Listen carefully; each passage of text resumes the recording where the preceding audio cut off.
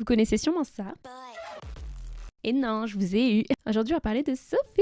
Elle est pas très connue en France et c'est l'artiste la moins connue dont j'ai parlé sur ma chaîne. Mais je suis là pour ça, justement. Ça va être un peu court parce que malheureusement, elle n'a pas eu le temps de faire grand-chose vu que elle est partie trop tôt, mais je vais vous raconter son histoire et ce qu'elle a fait de façon chronologique. Alors, on connaît pas énormément son background. J'ai check sur Wikipédia. Elle a grandi dans la musique en tout cas. Son père faisait beaucoup de rave. Du coup, c'est devenu une beatmaker électro et un peu façon hyper pop. Vous voyez, genre avec des bruits forts et tout, genre ça tape. Du coup, de base, elle composait des musiques pour de grands artistes, mais de façon anonyme. Elle sort quelques singles, c'est juste des instrus avec quelques petits samples, etc. Et en 2015, elle sort son vrai album, premier album de 8 sons, qui s'appelle Product. Et du coup, à l'intérieur, il y a plutôt des instrus avec des samples, etc. Façon électro, toujours hyper pop, avec des voix aussi. Et c'est très fun à écouter, franchement, je vous invite à les écouter. Et c'est plutôt drôle aussi, parce qu'elle prend des samples de sons et tout, un peu rigolo. Genre, par exemple, il y a une musique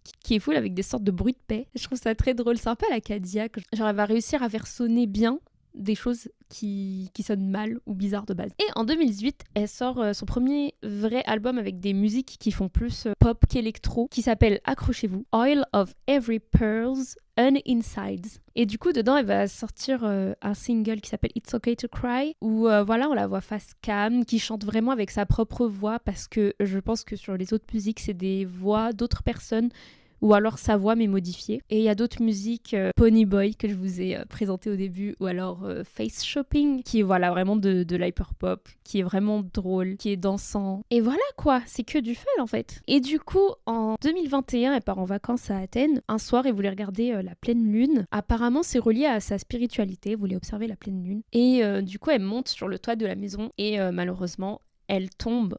Et elle meurt suite à ça. Dans un sens, c'est dommage parce que je l'ai découvert quelques mois avant son décès. Donc j'avais très très hâte de voir ce qu'elle avait à nous proposer ensuite. Parce que c'était vraiment très prometteur et tout. Vraiment, elle était sur une pente montante. Mais au moins, elle nous aura quand même laissé pas mal de choses. Ça, c'est cool. Donc voilà. Écoutez Sophie, guys.